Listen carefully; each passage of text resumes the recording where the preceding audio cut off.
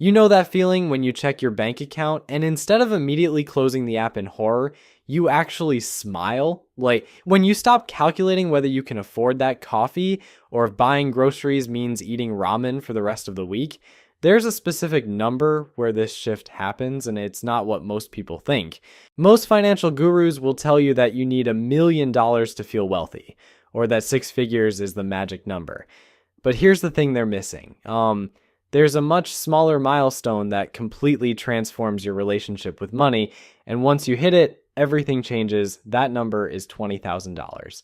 My name is Nick, and I spend way too much time thinking about money, financial psychology, and why some people seem to effortlessly build wealth while others stay stuck in the same financial patterns for decades. If you're someone who wants to understand the real mechanics behind wealth building, instead of just hoping things will magically improve, make sure to hit that subscribe button and give this video a thumbs up if it ends up helping you see money differently. Now, before we dive into why $20,000 is the real game changer, let me ask you something. When you think about building wealth, what comes to mind? Maybe you picture some trust fund kid who never had to worry about money, or perhaps you imagine someone grinding away for years, slowly accumulating wealth $1 at a time. The truth is, wealth building doesn't work the way most people think it does. Here's what actually happens. There are certain financial thresholds that act like invisible barriers. Once you cross them, the rules of the game completely change. $20,000 is the first major threshold that separates those who will build significant wealth from those who will spend their entire lives living paycheck to paycheck. And the crazy part is, most people have no idea this threshold even exists. Think about it this way. If you've ever tried to push a heavy boulder up a hill, you know that getting it started is the hardest part. You're straining, sweating, making very little progress, and questioning whether it's even possible. But once you build enough momentum, something magical happens. The boulder starts moving faster, and eventually, when you reach the top, it rolls down the other side almost effortlessly. $20,000 is that turning point where your financial boulder finally crests the hill. Everything before this point feels like you're pushing uphill against gravity. Everything after this point feels like gravity is working in your favor. But here's where it gets really interesting, and this is something that will probably surprise you. The difference isn't just mathematical. It's not simply that you have more money to invest or that your returns are larger in absolute terms. The real magic happens in your brain. When you don't have money saved, your brain operates in what psychologists call survival mode. Every financial decision is filtered through fear and scarcity. You take the first job offer that comes along, even if it's terrible, because you can't afford to be picky. You stay in situations you hate because leaving feels too risky. You say yes to things you don't want to do because you need the money. This isn't just about being practical or responsible. When you're in survival mode, your brain literally can't think about growth and opportunity. It's like trying to plan a vacation while your house is on fire. Your mental bandwidth is completely consumed by immediate threats and short-term survival. But something remarkable happens when you cross that $20,000 threshold. Suddenly, your brain has the space to think differently. Instead of asking, how do I survive until next paycheck? You start asking, how can I grow this money? Instead of being reactive to whatever financial crisis pops up, you become proactive about building wealth. Research from Vanguard shows that having just $2,000 in emergency savings increases your financial well-being by 21%. $2,000. That's less than most people spend on a vacation or a fancy laptop. But that small buffer creates a massive psychological shift because it moves you out of pure survival mode. When you push that emergency fund to 3 to 6 months of living expenses, which for most people lands somewhere around $20,000, you get another 13% boost in financial well-being. But more importantly, you've now created enough breathing room for your brain to start thinking about wealth building instead of just wealth preservation. Here's where the math starts getting really exciting. Let's say you're saving $1,000 every month and earning an 8% return on your investments. Getting to your first $20,000 takes about 19 months of consistent saving and investing. That's a year and a half of discipline, sacrifice, and delayed gratification. It's not easy, and frankly, most people give up somewhere along the way. But here's the part that will blow your mind. Your second $20,000 doesn't take another 19 months. It only takes about 17 months. Why? Because now you've got that first $20,000 working alongside your monthly contributions, generating its own returns. Think about this for a second. You did the exact same amount of work, saved the same amount of money each month, took the same level of risk with your investments, but you shaved 2 full months off the timeline just because you had more money working for you. That's the power of compound interest starting to kick in. By the time you're going for your third $20,000, the timeline shrinks even more. Your money is doing an increasing share of the heavy lifting while you're putting in the same effort. And when you get to the really big numbers, the acceleration becomes almost comical. Once you hit $400,000 in your investment portfolio, you can generate your next $20,000 in just 5 months. The same amount that took you nearly 2 years to save initially is now happening automatically through your investments. That first milestone feels impossible, but every milestone after that gets progressively easier. Now, you might be thinking that wealthy people have access to some secret investment world that regular folks can't touch. Like there are exclusive hedge funds or special opportunities that only unlock once you reach certain wealth levels. And while there is some truth to that at the ultra high end, it's not what's driving this $20,000 phenomenon. The real secret is much simpler and honestly much more encouraging. It's just basic mathematics working in your favor. When you invest $1,000 and it grows 10% in a year, you make $100. Take that exact same 10% growth rate and apply it to $10,000, and suddenly you're looking at $1,000 in profit from the same investment, same time frame, same level of risk. This is why hitting $20,000 feels like such a turning point. Up until that point, your investment returns feel almost insignificant because you're working with smaller amounts. A 10% return on $2,000 is $200. Nice, but not exactly life-changing. But a 10% return on $20,000 is $2,000. Now, we're talking about money that actually matters.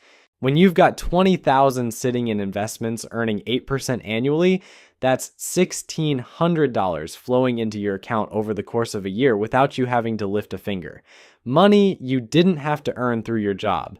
Money that showed up because your existing money was working on your behalf. The investment strategy isn't any more sophisticated than what someone with $1,000 can use. You can buy the exact same index funds, use the same brokerages, follow the same basic principles. The only difference is scale, and that scale transforms small percentage wins into real financial progress. But here's the part that most people completely miss, and it might be the most important point in this entire video. When you save $20,000, you've actually accomplished something far more valuable than just accumulating money in a bank account. You've fundamentally rewired your brain and built the most important financial habit you'll ever develop. And this might sound like some self-help nonsense, but stick with me because this is where things get really practical. Think about what it actually takes to save $20,000 if you're starting from zero. Unless you're making ridiculous money or living in your parents' basement rent-free, this requires serious discipline. You had to track where every dollar was going. You had to say no to things you wanted so you could set money aside instead. You had to resist the urge to blow your savings on whatever shiny object caught your attention that week. Most importantly, you had to do all of this consistently for months or even years. And here's the kicker. You proved to yourself that you can control your money instead of letting it control you. You became the type of person who can delay gratification when it really matters. That's not just a financial skill, that's a life skill. This identity shift is huge because it affects every financial decision you make going forward. Before you had $20,000 saved, buying a $4 coffee might have required mental gymnastics about whether you could afford it. After you hit $20,000, you're not sweating the small stuff anymore because you know you have your priorities straight. You've proven you can make the big sacrifices when necessary. But there's another psychological shift that happens at this level that most people don't talk about. you start seeing opportunities instead of just threats. When you're living paycheck to paycheck, every unexpected expense feels like a disaster. Your car needs repairs, your laptop dies, your rent goes up. These aren't opportunities, they're financial emergencies that derail your entire month. But when you have $20,000 in the bank, these same events become minor inconveniences at worst. Your car needs repairs, annoying but not catastrophic. Your laptop dies, time to upgrade to something better. Your rent goes up, maybe it's time to finally look for a better place or negotiate your salary. Even better, you start noticing opportunities that were always there, but you couldn't take advantage of before. Your friend mentions they're starting a business and looking for investors. Before, you would have thought, that sounds interesting, and moved on. Now you can actually consider whether it's worth throwing $5,000 at it. A killer deal pops up on a rental property that needs some work. Before, you would have scrolled past it on Zillow and maybe felt a little envious. Now you can run the numbers and see if it makes sense as an investment. Your boss mentions there's a conference in another city that could be great for your career, but the company won't pay for it. Before, you would have made excuses about why you can't afford to go. Now you can weigh the potential return on investment. This is what wealthy people mean when they say, money goes to money. It's not some cosmic conspiracy where the universe rewards people who already have cash. It's that having money gives you options, and options create more opportunities to make money. Here's something else that happens around the $20,000 mark that will make you question everything you thought you knew about budgeting. You start caring less about small expenses and more about big ones. I know that sounds backwards, but hear me out. When you're broke, you obsess over every purchase. Should I buy the name brand cereal or the generic version? Is it worth spending $3 on coffee when I could make it at home? Should I get the premium gas or the regular? These decisions consume mental energy because every dollar feels precious. But when you have a solid financial foundation, you realize these micro decisions are largely irrelevant. The difference between spending $3 on coffee versus making it at home is maybe $1,000 per year if you're really going overboard. That's not nothing, but it's not going to make or break your financial future either. What matters are the big decisions: where you live, what you drive, how much you save, where you invest.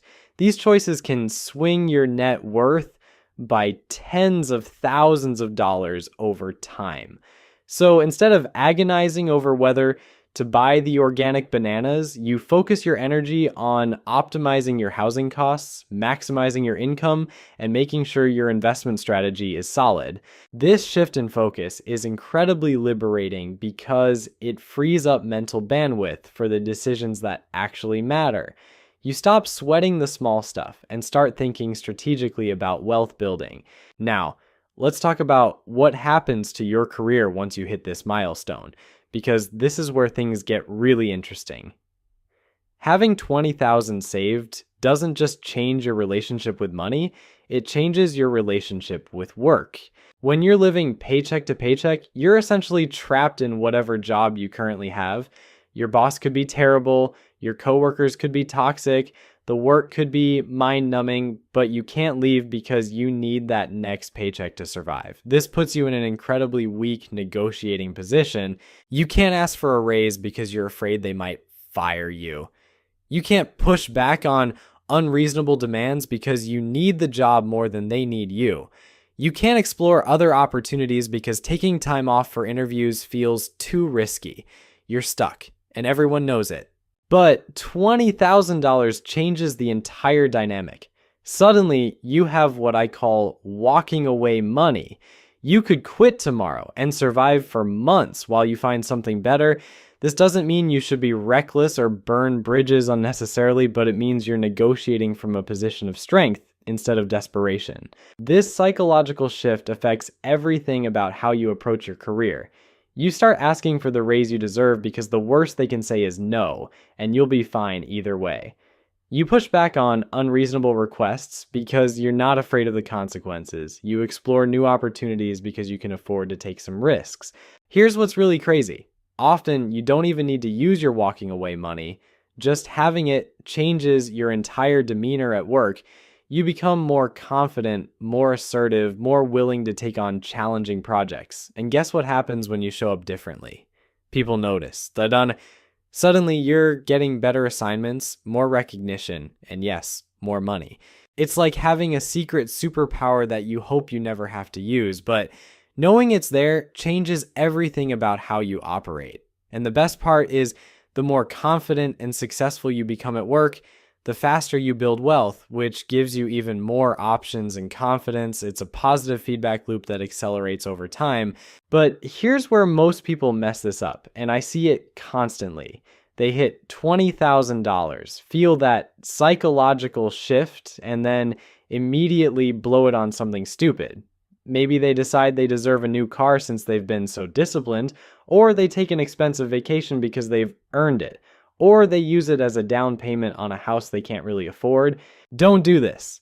That $20,000 is not a reward for good behavior. It's the foundation of your entire financial future. It's the seed that grows into generational wealth if you're patient enough to let it compound. Instead, and that will probably make you laugh or cry depending on your current situation, the average person spends more money on their car over their lifetime than it would take to achieve complete financial independence. Think about that for a second. Between car payments, insurance, maintenance, and gas, most people are dropping $600 to $800 every single month on transportation. Over a 40-year period, that's easily $400,000 or more just to get from point A to point B. Meanwhile, they're complaining that they can't afford to save for retirement. It's like watching someone spend a fortune on a gym membership they never use while complaining they can't afford to eat healthy food. Here's the thing that makes this even more ridiculous. The moment you drive a new car off the lot, it loses about 20% of its value. So you're not just spending money, you're actively destroying wealth. Compare that to investing the same amount in a diversified portfolio. Instead of watching your money evaporate, you're watching it multiply. But I get it. Like, cars are emotional purchases. You want something reliable, something that looks good, something that makes you feel successful. And there's nothing wrong with that as long as you understand what you're trading off.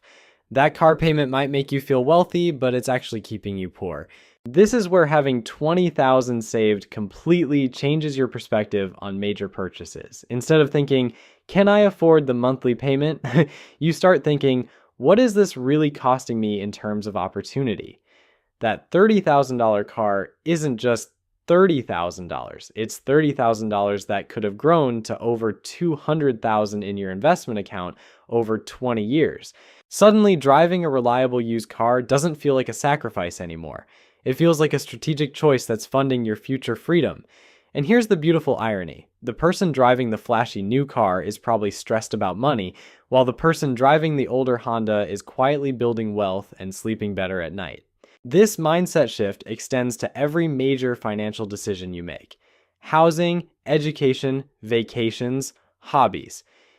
Everything gets filtered through the lens of opportunity cost, not in an obsessive way that sucks all the joy out of life, but in a strategic way that ensures you're making intentional choices about where your money goes. And let me tell you something that might surprise you. Once you start thinking this way, you often realize you don't actually want half the stuff you thought you wanted. That bigger apartment, the extra space would be nice, but is it worth delaying your financial independence by 5 years, that expensive hobby? It's fun, but there are probably cheaper ways to get the same satisfaction. This isn't about becoming a penny-pinching miser who never enjoys anything.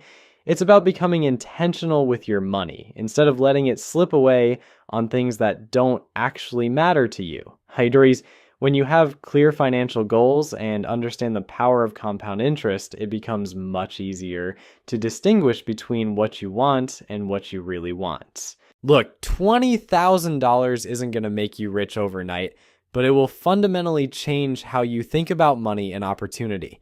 It's the difference between surviving and thriving, between reacting to life and designing it.